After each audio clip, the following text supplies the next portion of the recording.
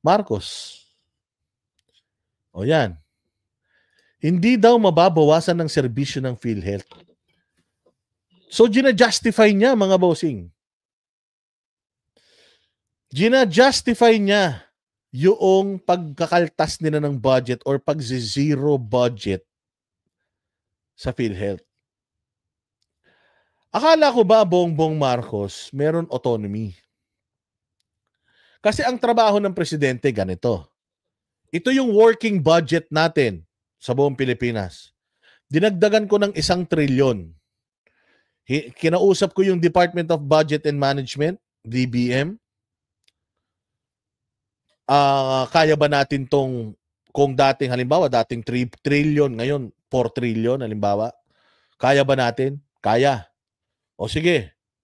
So ito ang budget, working budget natin. 4 trillion, let's say for example. Ibibigay, so pagka pinirmahan niya na yon, yung budget na yon, Congress na ang maghahati-hati noon. Kasi nga, considering that Congress has the power of the purse, Congress na maghahati-hati noon. Tapos, ano na yon? Yun na nga, yung hihingan na nila ng budget proposal lahat ng mga ahensya ng gobyerno. Either dagdagan nila or bawasan nila, discretion nila yon. Pumunta ngayon diyan sa Senate. So yung mga senador, meron silang mga reservations, ano to, pag-uusapan nila sa BICAM yun. Either i-maintain nila or babawasan nila, i-allocate nila sa iba. So magkakasundo sila kung ano yung mga budget na ibibigay nila sa bawat ahensya ng gobyerno. Putang ina, zero ang budget ng PhilHealth. Saan napunta yung unang proposal ng budget ng PhilHealth? Saan dinala? Magkano ba yung proposal ng PhilHealth na budget? Kung halimbawa ang proposal budget ng PhilHealth, ang nire-request ng PhilHealth na subsidy galing sa gobyerno, halimbawa 200 billion, let's say 200 billion, or let's say 100 billion. Kung tinanggal mo yun, saan mo dinala yung pera na yun? At saka naiintindihan nyo ba yung ibig sabihin ng earmarked budget? Ibig sabihin ng earmarked budget, automatic yun. Automatic na itong PhilHealth, ito yung budget nila. Tapos, ano na lang yun, it varies whether tataas pa. Pero hindi na dapat bumaba ron. Halimbawa, kung ang PhilHealth, ang budget niya is 50 billion, pwede silang humingi ng mas mataas kung meron silang mga bagong proyekto. Pero kung hindi ma-approve yun, hindi dapat bumaba ng 50 billion yung kanilang budget. Alam nyo ba kung bakit? Kung saan napupunta yung budget? Kasi laging sinasabi nitong mga kupal na mga vloggers niya na hindi importante yung budget kasi naman ang PhilHealth nagko-contribute yung mga members. Putang ina nyo, ilan ang walang trabaho sa Pilipinas? Ilan ang walang trabaho sa Pilipinas, mga bossing? Ang dami. Napakadaming walang trabaho. Kami na nagko-contribute, responsibilidad kami ng PhilHealth. Babayaran nila. Hindi mga ginawa nga ni PRRD, kahit hindi ka naghuhulog sa PhilHealth, membro ka ng PhilHealth. Anong pangbabayad ng PhilHealth? Kung halimbawa ako, hindi ako nagtatrabaho, hindi ako naghuhulog sa PhilHealth. So ang gagawin ko, mag-o-hospital ako, hihingi ako ng tulong sa PhilHealth. Wala naman akong hinuhulog sa PhilHealth. So ang gagawin ng PhilHealth, kukuha yun ng pera. Saan? Sa budget ng gobyerno na ibinibigay sa kanila. Kuha nyo yun. Kuha nyo yun. Yung budget na ibibigay ng gobyerno para sa PhilHealth, doon kukunin yung mga magkiklaim na hindi membro. Ang problema, zero budget, zero subsidy. So kung ikaw wala kang trabaho, maralita ka, na ospital ka, magkiklaim ka sa PhilHealth. Kanino kukunin ng PhilHealth yun? Sa amin na mga nagko-contribute? Mauubos yung perang kino-contribute namin pag nagkasakit kami, wala na. Kami na yung walang magagamit namin. Kami nagko-contribute eh. Kuha nyo? Hati yan eh. Hati ang PhilHealth at saka ang gobyerno. Kaya nga subsidy. Zero subsidy. Ibig sabihin, mababawasan yung pangserbisyo ng PhilHealth. May sobrang pera ang PhilHealth eh. Para yun sa mga membro. Yung sobrang pera ng PhilHealth, para yun sa amin, nagko-contribute kami. Yun, ibang kaso yun. So, hindi dapat zero budget etong PhilHealth, lalo na sa subsidy, kasi mawawalan na ng tulong medical yung mga hindi nagko-contribute. Di ba? Utang ina to sila Jam Magno, mga bobo talaga eh. Palibasa hindi nagko-contribute eh. Kuha nyo? Akala nila kasi talaga, sa amin hindi kami apektado talaga niyan. Kaming mga contributors sa PhilHealth, hindi kami apektado. Kasi nga, since we are members, we're contributing, pag nagkasakit kami, mandato ni PhilHealth na tulungan kami. Meron akong listahan eh ng mga hinulog ko eh. Updated ako sa sa hulog eh. Paano kayo, yung mga nakatira sa ilalim ng lupa, sa ilalim ng tulay? Oh. Yung mga PWD, walang mga trabaho yan. Mga senior citizens. Wala nang capacity yan para maghulog. Oh, so ngayon pagka nagkasakit sila, saan kukuha yung PhilHealth? Sa pera ng mga nag-contribute? Putang ina, kawawa naman kami. 'Di ba? Ginawa nga ni PRRD yung subsidy na yan sa PhilHealth para mabigyan ng serbisyo. Yung subsidy na yan will pay for the services of those people na hindi nagko-contribute, na hindi members. Oh, pakinggan niyo yung sasabihin nito ni Bongbong. Putang ina, napakasinungaling talaga. It's an idea, but this is just in response because of everybody's. Let me be very clear. I really wish sana naman yung mga nagko-comment tungkol sa PhilHealth subsidy, pag-aralan ninyo ng mas malalim-lalim. Ayun na nga, putang ina, palibasa hindi ka naghuhulog eh. Palibasa wala kang alam. Pag-aaralan namin ng malalim-lalim, buti nga kami, alam namin, ikaw hindi eh. Putang, napakayabang mo mag-aral ng malalim-lalim, wala kang kaalam-alam eh. Yabang-yabang mo mag-aral ng malalim-lalim, bagyo dumaan, anong gagawin natin? Angin, nakahawa ka pa sa ulo mo. Napakayabang mo. Wala ka namang alam. At tignan naman ninyo. At ito yung guarantee ko. Napakasimple lang ang guarantee. Nek-nek mo. Madami ka nang ginarantya, Bongbong. Walang natupad sa lahat ng pinangako mo. Alam mo kung saan ka consistent? Sa pagiging sinungaling. Doon ka consistent. O, tinan mo. Sinabi mo, walang pumasok na baril dyan sa KOJC. Ang dami may baril doon. Kinorek mo ba? Wala kang alam. Bagyo, wala kang alam kung anong gagawin mo. Pinagyabang mo yung project mong flood control system, kinaumagaan, binaha tayo. Binangga ng barko yung flood control system. Putang ina niyan. Engot, di ba? Tapos sasabihan mo kami na aralin nyo naman ng maigi, aralin nyo ng malalim. Ito na nga, inaaral na nga namin, kaya nga alam namin na palpak eh. Pag ziniro mo, ibig sabihin, puta may problema. Hindi mo binigyan ng budget eh. Hindi mo sila binigyan ng ano eh. Hindi mo sila binigyan ng working budget. So, paano gaganda serbisyo niyan? Tingnan nyo kung gaano kasinungaling to. Kahit may subsidy, kahit walang subsidy, kahit anong contribution, all of these issues, hindi mababawasan ang serbisyo ng PhilHealth. Hindi mababawasan ang bayad ng PhilHealth sa insurance claim. Sa insurance claim ng may insurance. Sa amin, oo. Hindi dapat mabawasan, nagko-contribute kami. Pera namin yun eh. Kaya nga takang-taka kami, ba't kinuha nyo yung pera na yun eh? Kino-contribute namin yun eh.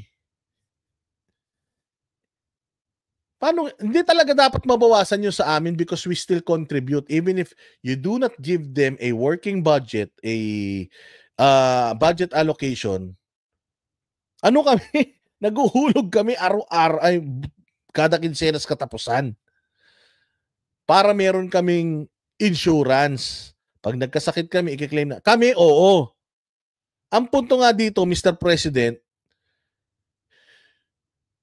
hindi nga miyembro yung mga Pilipino na walang trabaho, yung mga indigent sa Pilipinas. So saan sila kukuha ng pondo ng PhilHealth pag nagkasakit sila? Sa kontribusyon namin, lugi naman kami ron. Nakikinabang na nga yung mga mahihirap sa buwis namin kahit di sila nagbabayad ng buwis eh. Sila lang yung may ayuda. Kami nga wala eh. Tapos, pati ba naman yung pinaghirapan namin hulog sa PhilHealth, uubusin pa nila? Sila pa naman yung sakitin. Sila pa naman yung wala sustansya sa katawan at sakitin. Yun ang punto dito, sir. Hindi nyo kasi sinasabi sa tao kung ano talagang issue ngayon. So, it's as if pinagtatanggol mo pa yung pag-zero budget ng Senado, yung pag-zero budget ng Congress at ng Senate sa PhilHealth.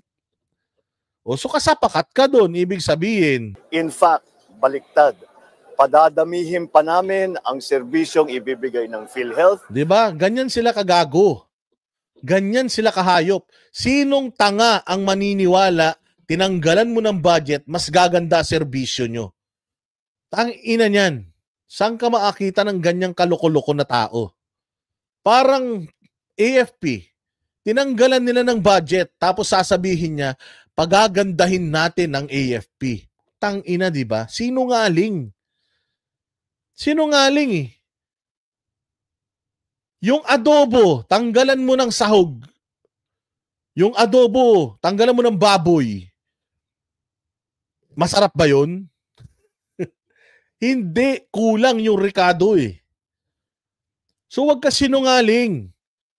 Nagsinungaling ka na nga sa 20 pesos na kilo ng bigas eh, pati ba naman dito magsisinungaling ka? Saan ka makakakita ng inubos nyo na yung budget ng PhilHealth, mas gaganda pa serbisyo ng PhilHealth? Kung ganun naman pala, wag na tayo maghulog, bongbong. Wag na natin bigyan ng budget yung PhilHealth na yan. Wag na rin kaming mag-contribute. Kaya nyo naman palang pagandahin yung serbisyo ng walang pera eh. Di ba katanga-tanga yan? Di ba kahayop-hayupan yan? Wala kang pera tapos pagagandahin mo yung serbisyo? Ang daling magsalita nun eh. Ang tanong, kaya bang gawin yun? Tanggalan kita ng baon. Kayo dito na nag-aaral, alisin ko yung baon nyo. O kaya kayo dito na may mga bahay na mini-maintain, alisin ko yung mga allowances nyo. Tanggalin ko. Tapos, mag-expect ako na araw-araw masarap ulam natin. Putang ina niyan. Alisan kita ng pamalengke. Tapos gusto ko araw-araw lechon ang ulam natin. Kung hindi mo lechon, apritada, kaldereta, puta hindi tayo mag-ulam ng gulay. Pork steak, chicken curry. Di ba? Gago talaga. Budol talaga. 20 pesos na kilo ng bigas, hindi mo nga magawa eh. Tapos ngayon, paniniwalain mo kami, tinanggalan nyo ng budget yung PhilHealth, pas pagagandahin yung serbisyo ng PhilHealth. Tang ina, baka lakihan nyo na naman yung hihingin yung kontribusyon sa amin. Taon-taon na tumataas yan. Di naman tumataas yung sweldo. Taon-taon tumataas yung kontribusyon namin sa SSS, sa PhilHealth. Magkiklaim ka sa SSS, putang ina, parang hindi mo pera yung kiniklaim mo. Sinungaling talaga. Palalakihin pa namin ang pagbayad sa insurance claims. So, I would like to just assure everybody, huwag niyong inaalala na mababawasan ang serbisyo kahit na kanino. Ang kapal ng mukha, di ba? Huwag daw nating inaalala. Huwag daw natin inaalala na mababawasan serbisyo. Para sa senior, para sa mga hirap, para sa middle class, walang mababawasan kahit isang kusing. Paano nga? Ipaliwanag mo kung paano. Di ba? Ipaliwanag mo kung paano. Saan kukunin? Oh, hindi mo naman pinaliwanag eh. Nangako ka lang na naman eh. Mahilig ka lang mangako, wala ka naman tinutupad. wala ka naman matinong pinangako. Lahat naman pinangako mo, wala ka naman nagawa. Tangina, 1,000,000 pabahay mo, wala pa 100,000, natatapos yun, 3 taon na kayo. Sabi mo, 1,000,000 pabahay, buwan-buwan, ay taon-taon. Di ba? Spencer, putang ina, di ba? Saan ka makakita yung Spencer? Tinanggalan nila ng budget, pero wala daw dapat alalahanin. Mas pagagandahin pa daw nila yung serbisyo. Putang ina, sinong tanga maniniwala niyan? Putang, tinanggalan mo ko ng budget, tapos maganda pa serbisyo. Kung ganun din lang, tanggalin na natin lahat. Wag na kaming mag-contribute, makabawi-bawi man lang. Kasi kaya naman pala na kahit walang budget, gumagana Di ba? Anak ng tinapay talaga naman, Spencer Lacalle, hindi ka ba naman talaga sasakit ang ulo mo rito?